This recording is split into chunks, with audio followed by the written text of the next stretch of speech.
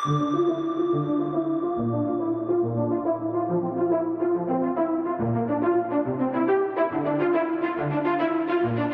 the Multifaith Matters podcast. I'm your host, John Moorhead.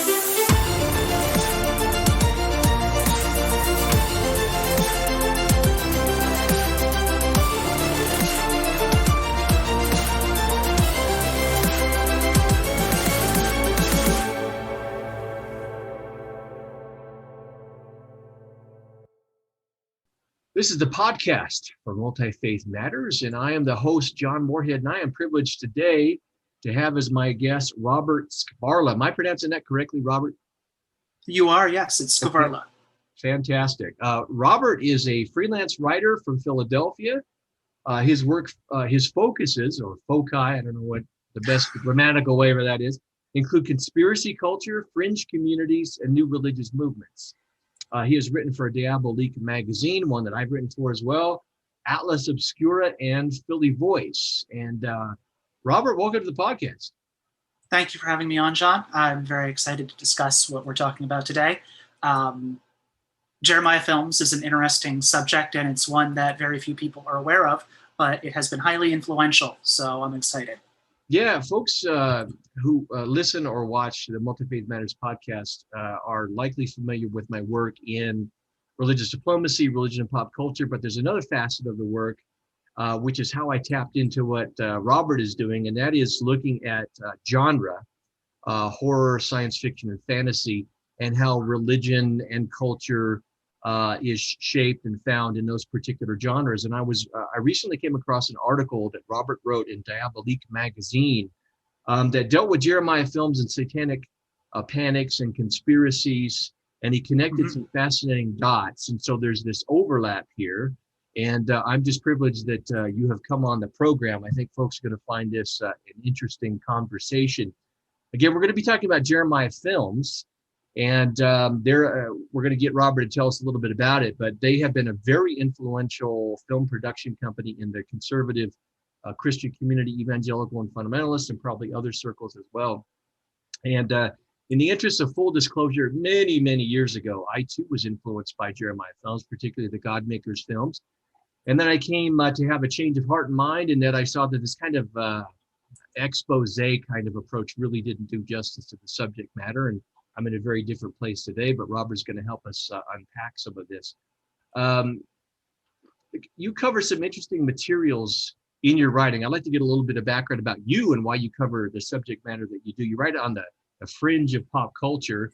I'm not quite certain whether the fringe is so much fringe anymore, but how did you come to develop an interest in these areas and writing on it? I've kind of grown up around it as a kid. I'm 36, so I was just old enough to experience the X-Files. Okay. When it was first taking off. I was a huge fan of the TV show Sightings, which was a paranormal news show. So I was always into these things growing up, and I was raised Catholic, and even though I would still go to Sunday school, I went to a slightly more conservative one where they would show us films like Jeremiah Films. I don't know if I recall watching films like that, but I definitely remember seeing a Bob Larson tape at some point growing up in Sunday school.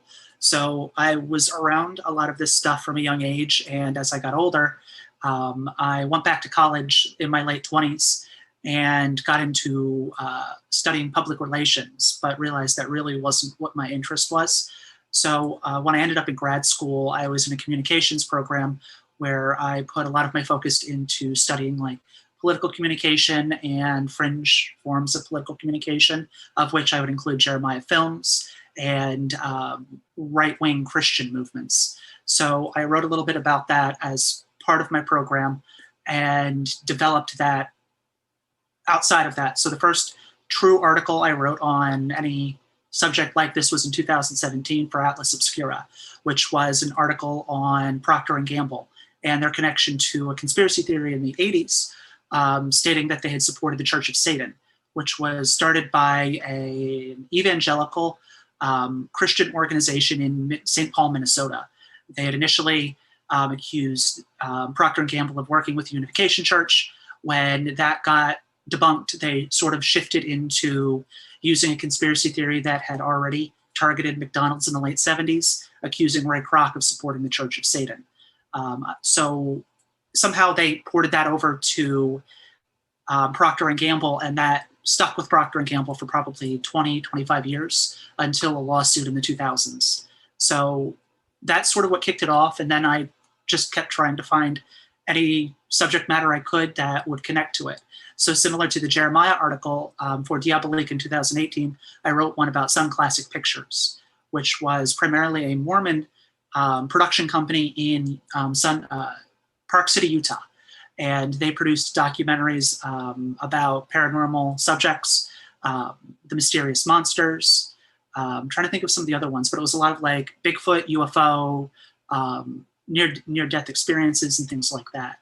That was well received, so I just kept at it. And in the back of my mind, because of that Sun article, I knew of Jeremiah Films previously, so I started researching them because there's some overlap between the two. And do you want me to? Yeah, if you want me to take that back. Yeah, if you want to just hit that ending part again, I do some editing for these things. So. Okay. So as I was working on the article about Sun Classic Pictures, Jeremiah Films overlapped in some spaces because I was looking at what are known as pseudo-documentaries, which are films, movies, productions that mimic the format of a documentary but are often highly exploitative or about subject matter that cannot be supported by direct evidence. So within the film tradition, there were examples like the Mondo film, which usually showcased foreign cultures, often Africa, for Western audiences. The pseudo-documentaries that I was looking at were often UFOs, Christian organizations covering things like near-death experiences or encounters with religious phenomena, Bigfoot, just all kinds of unusual subject matter. And so eventually I decided to develop the article about Jeremiah Films. I initially published it on my personal blog. Someone at Diabolique expressed interest in it, so I turned it into a recurring column that I do for them called Conspiracy USA, which looks at how conspiracy theories have manifested in Western films, or how films are the result of actual conspiracies in some cases, which ties into my views on Jeremiah Films and the conservative Christian movement that it was a part of in the beginning in the 70s up through today. Well, you and I certainly have some overlapping interests, even though I'm doing a podcast for conservative evangelicals. For years, I went to Burning Man, did my master's thesis on it as an alternative subculture. I co-edited an academic volume for Rutledge on paranormal, the paranormal in pop culture, and what does that tell us about the current quest for meaning. So you and I have a lot of common interests there. So I appreciate the work that you're doing. Are you fortunate enough to be able to do this full time, or is this a side passion for you? No. So when I said I went to grad school, it was still within my professional field. It was a communications program geared towards. So when I studied public relations as an undergrad, I focused on nonprofit communication and fundraising with the hope of getting into grant writing or something similar.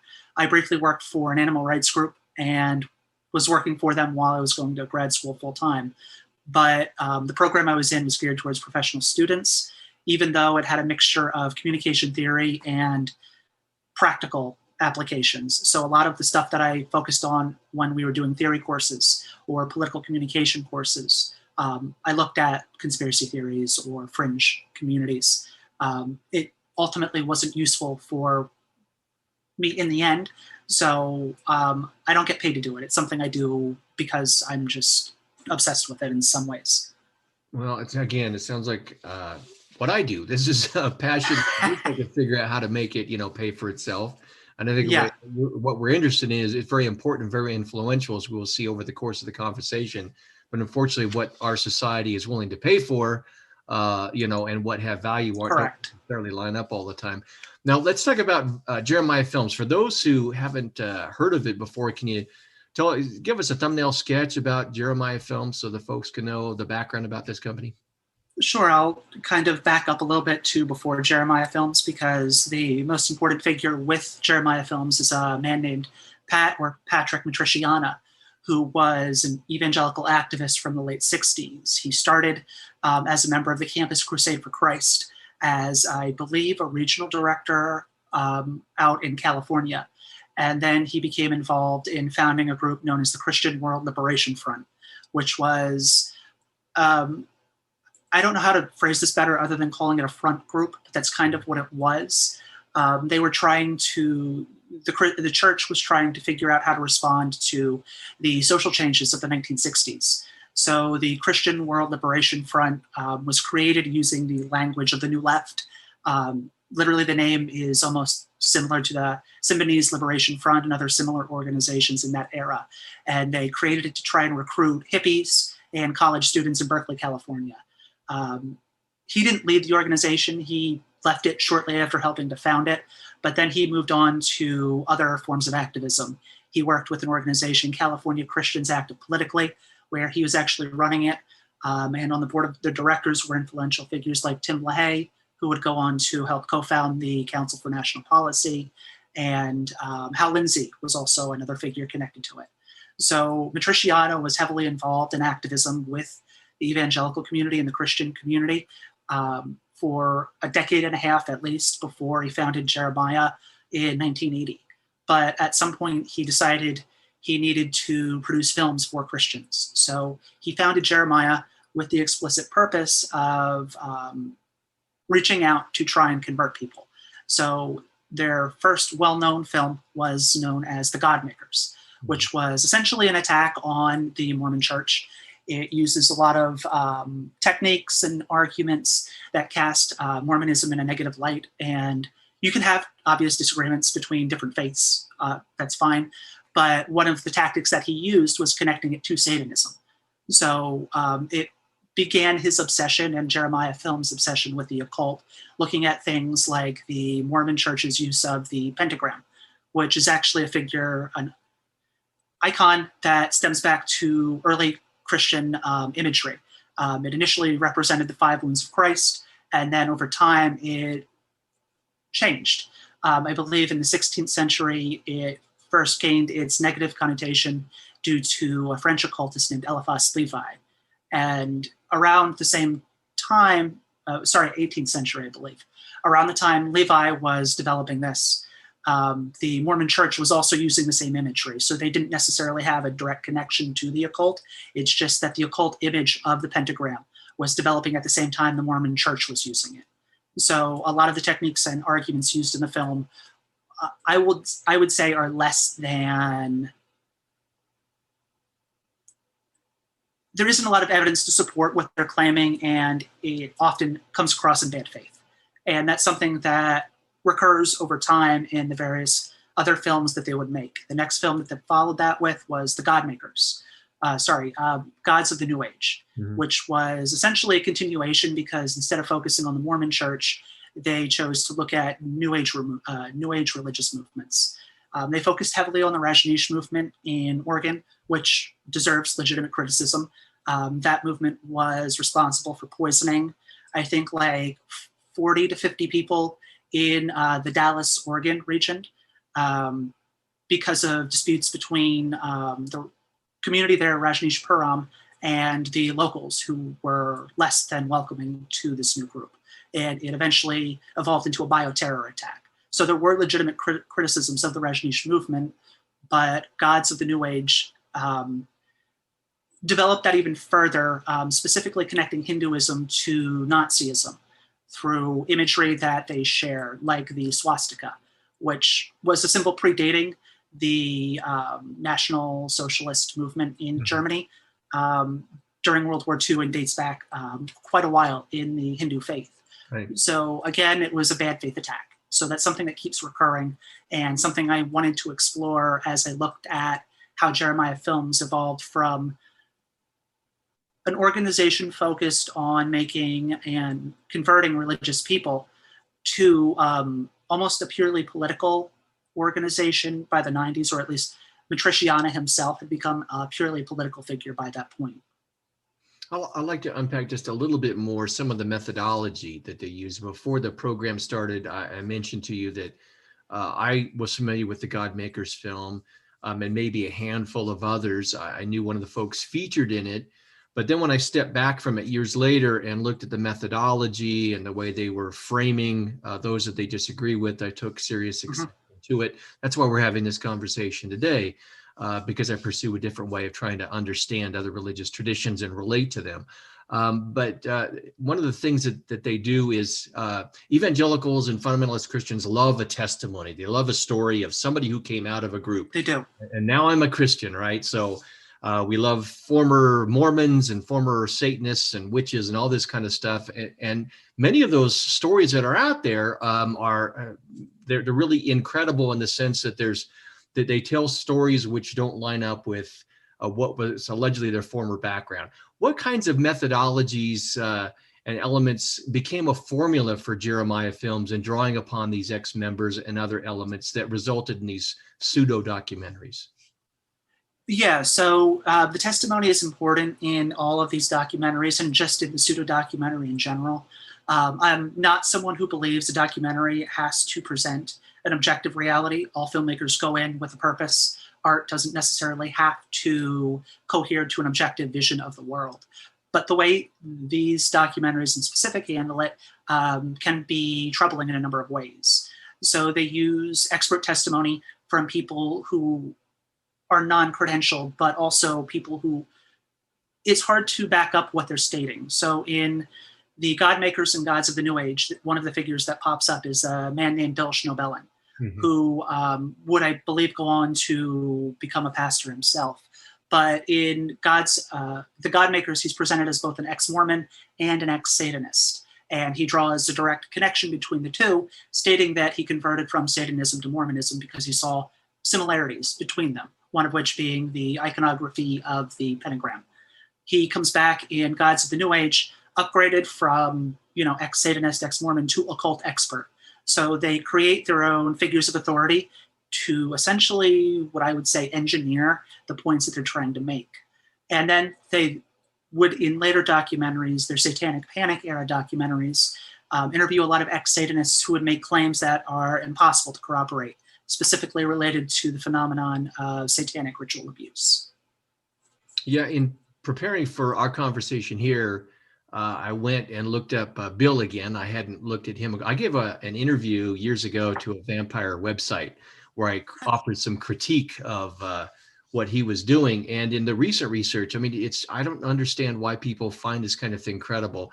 He talks about supposedly reaching a fork in the road in his, I don't know if he was framing it as pagan or satanic studies, but he could either become a vampire or a werewolf. And he views these as real creatures. And he decided it would be easier to take the vampire route rather than becoming a werewolf because it would be less painful. He didn't want to have to go through the transition. And he's saying this with a straight face. There are many, again, incredible and fantastic, and I think just unbelievable elements that are incorporated by these so-called experts. Did you encounter much of this when you were doing your research for, some of the writing you do? Well, yeah. So one of the habits that that Jeremiah Films would develop is they would create their own experts. So for Gods of the New Age, there is a tie-in book written by Pat Matriciana's former wife, Carol Matriciana. She wrote the book and then was presented as essentially the expert on New Age religious movements. Part of the book relates her experience going to India to observe Hinduism firsthand.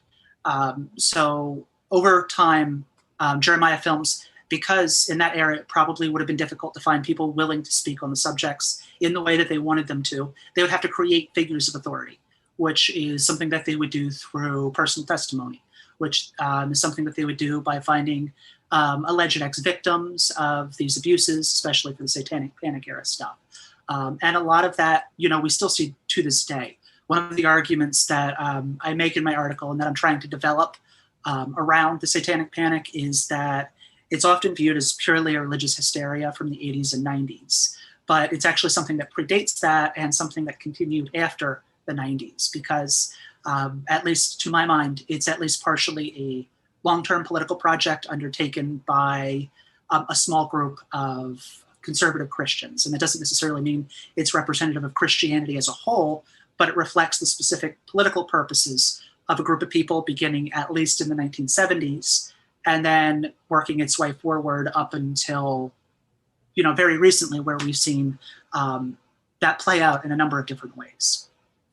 Well, your article in Diabolique is looking at how satanic views are connected to conspiracy theories and how Jeremiah Films does that. Can you talk about some of the films that they do this? What kind of portrait they're painting of Satanism? And are they drawing upon academic literature and trying to go from scholarly analysis to here's the challenge we face? Or what's the dynamic going on there? So they're not really drawing on academic research in the sense that it's coming from non-Christian institutions. One of the arguments that I am trying to develop is the Satanic Panic was at least partially a project by institutions like Liberty University and Jerry Falwell and the National Council, the Council for National Policy. Sorry, I messed up the name there. But organizations like this to find a way to remove at least their congregants from secular life so that they could exert a greater control over their finances. This plays out in a number of different ways in things like the war on Christmas that we see today, but predating that was a war on Halloween that Jerry Falwell specifically was responsible for undertaking. And Falwell is a figure who connects to Matriciana himself later on in the 90s. So one of the arguments that I'm trying to make here is that the Satanic Panic wasn't purely like a religious or cultural thing that happened. It was a long-term political project. So to accomplish that, they would have to create their own research. Again, creating experts, creating or finding alleged victims so that they could corroborate these stories. And in the film specifically, the first one that they created was Devil Worship, The Rise of Satanism in 1989.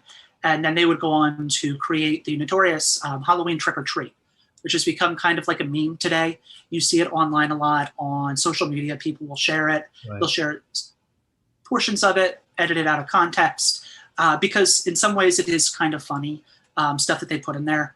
But that was part of a series then, the Pagan Invasion, which was a 13-part series where they either create a new material or often just regurgitated old material. They would re-edit stuff from the God Makers, from Gods of the New Age, and Devil Worship, The Rise of Satanism, and repackage it.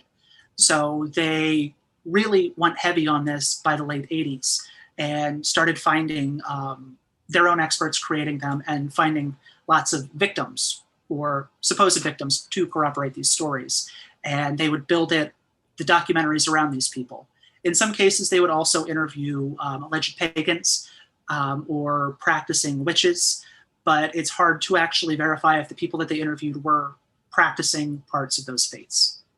Now, one of the things I found fascinating about your piece, I've read a lot by scholars and popular articles on the Satanic Panics. And for folks who don't know, in the 80s and into the 90s, there was this social panic where allegations were made about alleged underground networks of Satanists who were engaging in satanic ritual abuse and these kinds of things. And of course, the threat was to the children. And it surfaced most recently in some of what we saw in QAnon conspiracy. Correct. So we have this going on, and it's usually been focused on the religious realm. But you're connecting the dots and saying, the Satanic Panics really didn't disappear in the 1990s. They just kind of changed, they morphed in their form, at least in terms of how Jeremiah Films is doing things. Can you tell us a little bit about that? I think it's a great argument. I think you're spot on there. Right. So a lot of what I write about can also be considered conspiracy research, which means I operate in a space where a lot of people are writing about conspiracies and conspiracy theories as if they're real. And in some cases, conspiracies do exist. If you look, for example, at the various financial scandals we've had since 2008, there's been close to 20 different banking scandals. You could argue that those are conspiracies. So I'm operating in this area at least part of the time where I am looking to see if there's a valid argument to be made for this. In the course of doing that, I ended up looking at the Satanic Panic from that perspective to see, well, maybe there is a conspiracy, but maybe it's not the one that we think of. Because when you first think about it, the one that's obviously presented is, as you mentioned, the network of Satanists. operating at high levels or low levels in daycares to abduct and ritually abuse children.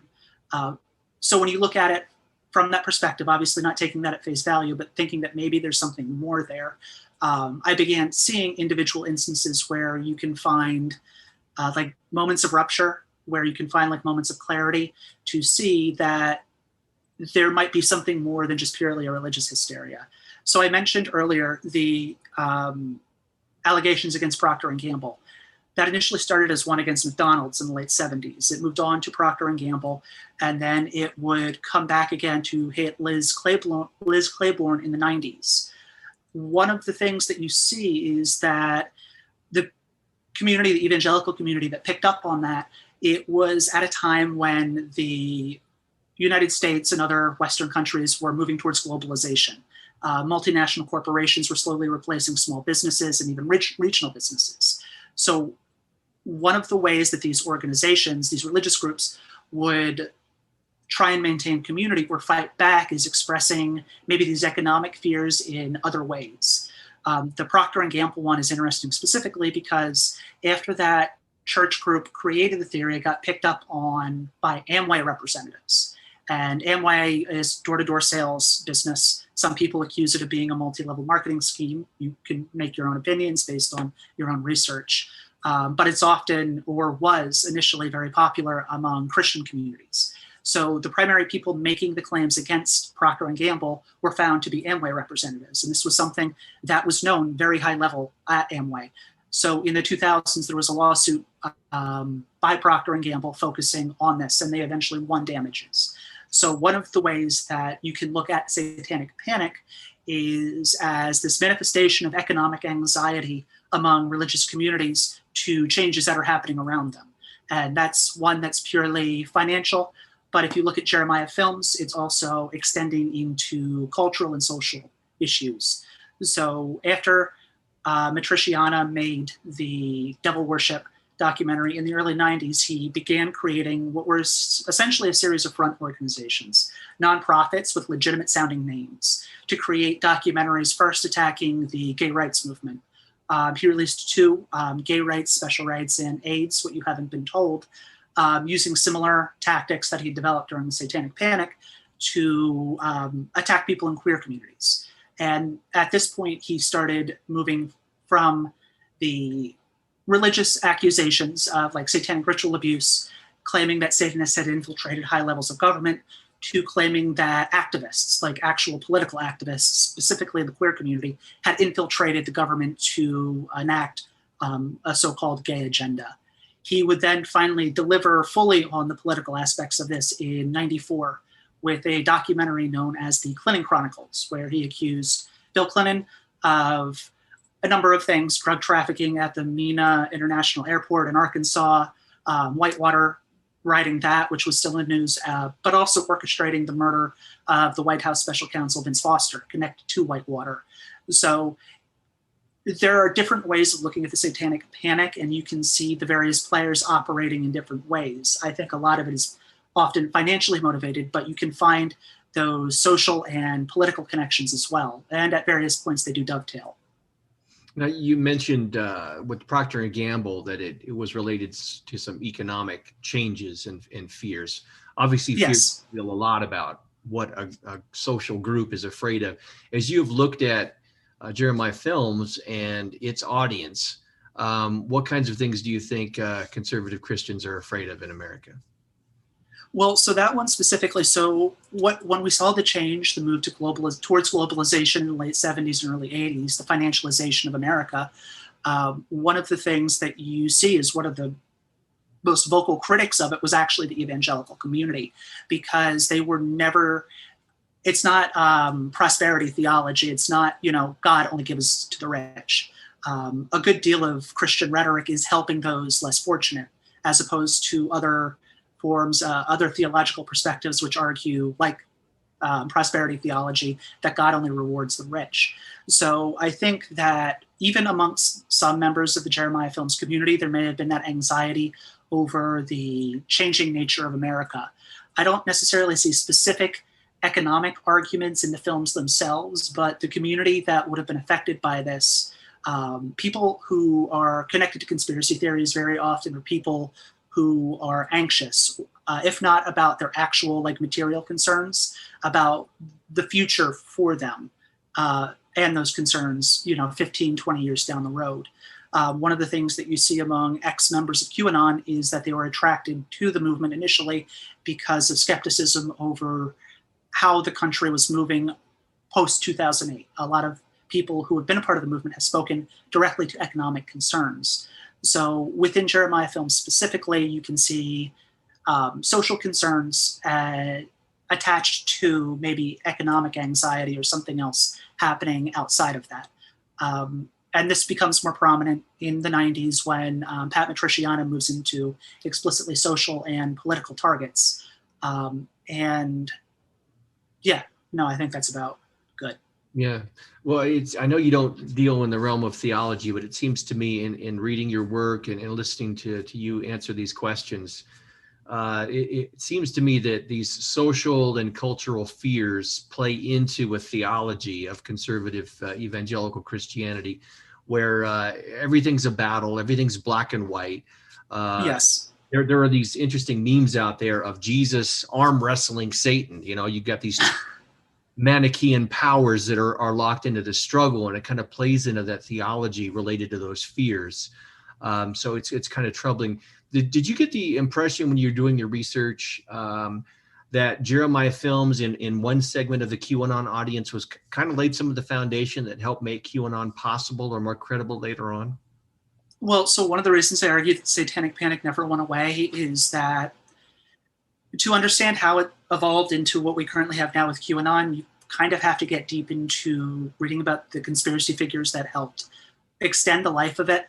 And I can't go into all of them, but around the time Jeremiah Films started releasing this, the idea of what is QAnon would call a satanic deep state first developed in the late 80s and early 90s through what's known as the Franklin Credit Union scandal in Omaha, Nebraska, where a figure connected to the Republican Party named Larry King was essentially embezzling money from the credit union, and then there were accusations of satanic sex trafficking. And a book was later written on it by a figure named John DeCamp in 1992. And slowly over time, people like DeCamp, Kathy O'Brien in 1994 with a book called Transformation of America. Alex Jones would pop up working with DeCamp, his expose on the Bohemian Grove in 2001. And then figures like Dave McGowan. Some of them were Christian, some of them were not. O'Brien was definitely a Christian, or she identified as one. I don't believe Dave McGowan was one. But they would develop this idea that would take a lot of the writing that was happening at the time or research that people were discussing. A big theory by the early 90s was the New World Order, this idea of a one world government. Pat Robertson wrote a book about the subject in 1991 that would get incorporated into those theories.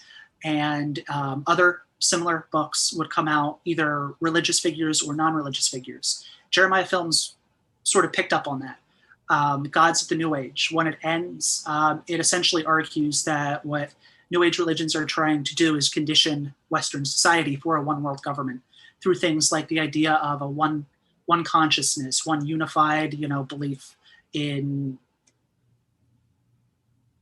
having trouble phrasing it here, but like the idea of like a one world consciousness. So this was stuff that was already percolating in that community, and Jeremiah Films just picked up on it.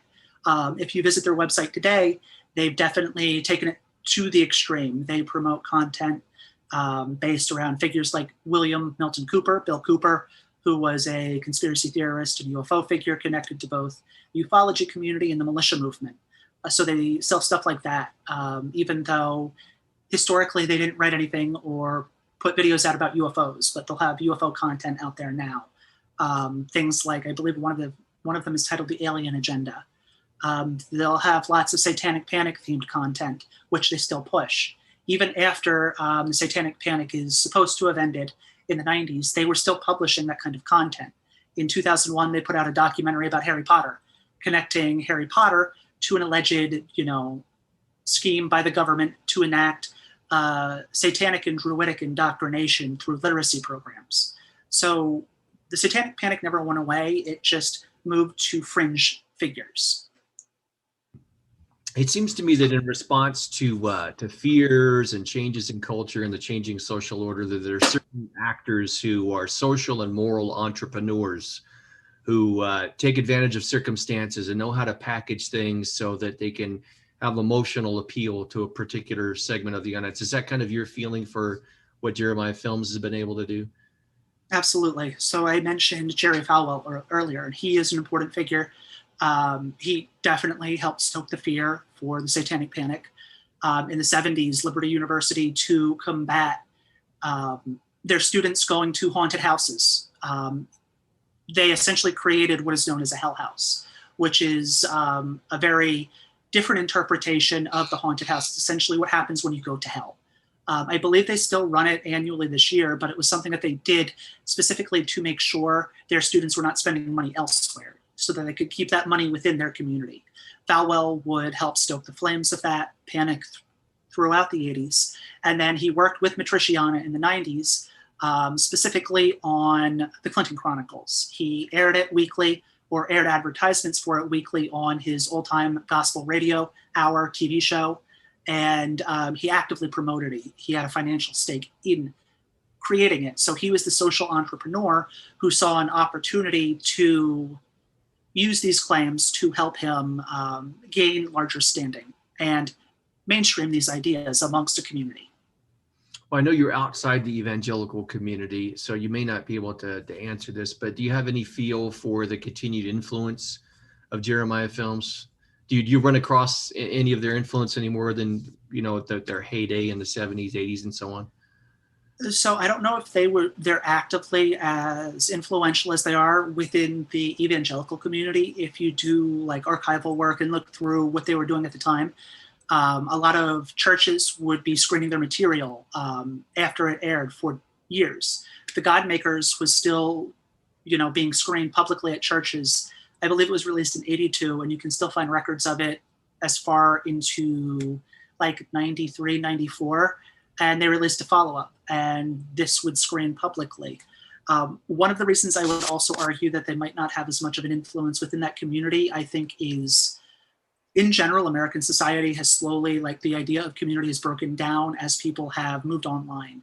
So the way their influence operates now, I don't know if it's as influential in the evangelical community, but their documentaries exist online in various forms. YouTube, Dailymotion, any kind of video sharing site, you can find everything that they've released. That's how I was able to write this article, by using either private torrent trackers or YouTube. So now I think that their influence exists in a broader sense, where they validate a lot of beliefs in like a one world government or the Satanic Panic, which still exists to some extent. So they're more of like this organization that has been around for 20, 30 years. It's not run by Pat Matriciana anymore, but the fact they still exist and produce and release content may make them seem like a credible source.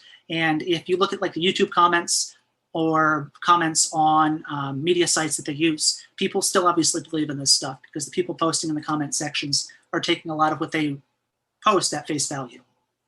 Yeah, that's unfortunate. Again, and as a part of my research to prepare for our conversation, since I hadn't looked at Jeremiah Films for years, since I was in that mindset, I did some, I peeked into their page on YouTube, and like you said, I was surprised and shocked to see the continuing number of comments. I remember years ago in the 80s, they used to do film screenings in churches, and that was how they got the word out. And that was very successful. And now they've shifted obviously to the internet, which makes sense, and so on. It's just kind of tragic as someone who's trying to market my own ideas as a counter, an alternative to this kind of thing. I wonder how you've got the Islamophobia industry on the one hand, and they're able to get millions of dollars in funding and get their ideas out there. You've got Jeremiah Films, it gets their bad ideas and sensationalism out there. I wish those of us who want to market an alternative fringe to the fringe of some of these other things, and I'm not quite sure how we do it. Do you ever wonder, as a researcher of the fringe, how it is that they're so successful, and how can we reverse engineer that to get better ideas out? I don't know if you can reverse engineer that. I mean, like I said, I'm involved in what would be either positively or pejoratively called conspiracy research. Right. So in some sense, I'm not saying all conspiracy theories are wrong. It's just how you look at them and see how they operate. And typically conspiracies that we know of tend to be more mundane. It's small groups working to promote their personal interests. It's not necessarily, a cabal of satanic pedophiles kidnapping and ritually abusing children. Although non-satanic sex trafficking rings have existed historically. It's just they don't exist in the way that they're argued here. Right. So I don't know if you can reverse engineer those types of theories because they tend to arise either naturally in a community. Like I was saying earlier, I think at least some of it beginning in the late 70s was anxiety over changing economic and social conditions.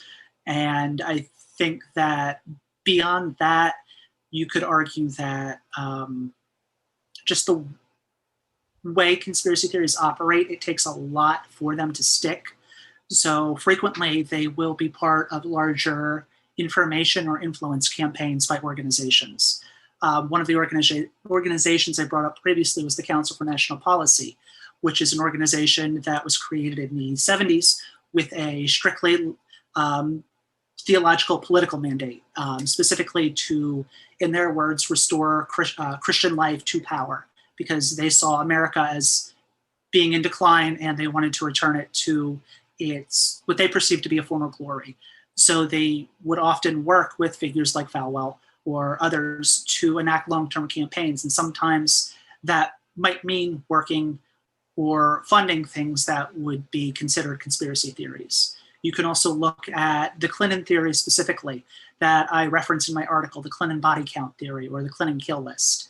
That was a long-term political project from a number of conservative organizations, not necessarily only Christian conservative, Right. but right-wing groups. So it was initially created, the list itself was created by someone named Linda Thompson, who, she had been a lawyer in Indianapolis, and then Ruby Ridge was kind of like the inciting event that made her open her eyes, so to speak. So she started writing about, the New World Order and things that other people like Pat Robertson had previously talked about, but from not necessarily a strictly Christian perspective. And she created this list in 1993 stating that Bill Clinton was responsible for, multiple murders. And then this got picked up on once Vince Foster committed suicide. The reason this mainstreamed was because it was an explicitly political project by a number of organizations. Richard Mellon Chafee, who was a philanthropist and a large donor to the Republican Party from Pittsburgh, created what were essentially fake groups, one of which was the Western Journalism Center, to fund the work of a writer named Christopher Ruddy, who had been writing for the New York Post on this subject. The funding Ruddy got from Chafee allowed him to continue writing about this. There was the American Spectator, another conservative magazine, which received money from Chafee for something known as the Arkansas Project, which again brought up Vince Foster theories frequently. So the Clinton conspiracy theory was able to stay in the news over time because of a long-term political agenda from actors who were well-funded. So it wasn't strictly Christian there, and I'm not saying Christians are all conspiratorial. I'm just stating there are specific groups that are working to advance their own agendas, and that's generally how politics works. But if you want to look at it from a specific frame of reference, it could be seen as a conspiracy. Yeah. Well, if anybody watching or listening has got any great ideas on how we can, if we can't reverse engineer, how can we better market to get good ideas and sound thinking out there to counter some of the stuff that's driving religious groups and politics today? I'm all ears. You can reach out to me privately. Money would probably be one of them, because that seems to be how these ideas continue to stay there. I mean, that's how the Clinton theory stayed there. So it's not the only one, but it's a start. Yeah, money's a big help. That's for sure. So, well, I'm a huge Absolutely. fan. I appreciate. I was just ecstatic. I get the email from Diabolique with all the latest articles, and I was scrolling through. When something catches my eye, I click on it and read. And when I saw the Satanic Panics and all this, and I clicked on it, and I thought, man, that is a great way to connect the dots. I had not thought about that, so I really appreciate it. I will include in the program notes a link to your article, and Please. with your name. Is there a preference as to which source I should link to for your bio and where folks can primarily access your work? So, I mean, I'm a freelance writer and associate editor, I think is the official title at Diabolique. So a lot of my writing will show up at Diabolique. So you can always find it there, but I'm on Twitter. My handle is at Robert Skvarla, my name. So that's usually a place where you can find whatever I'm working on. I just released an article on the new Conjuring film, looking at how the many different versions of that story. So I'm approaching religious ideas frequently in my writing, even if I myself am not a religious person. Yeah, well, I appreciate that. I did see your piece on The Conjuring as someone who's done some research and writing in Lorraine Warren. Yes. I found that very interesting as well. So I would encourage folks who have an interest in how religion services in pop culture and conspiracy theories and fringe phenomenon. I think you're doing some fantastic work. So Thank you. What you're doing, and I thank you for carving out time for this podcast and talk about it for the audience. No, thank you for having me on. Definitely read my work, and please read Diabolique. There's a lot of great writers there. There is, and I'll include, again, links in those in the podcast. I appreciate Robert coming on. Again, this is the podcast for Multifaith Matters. I'm your host, John Moorhead, and I thank everyone for watching and listening. Until the next episode.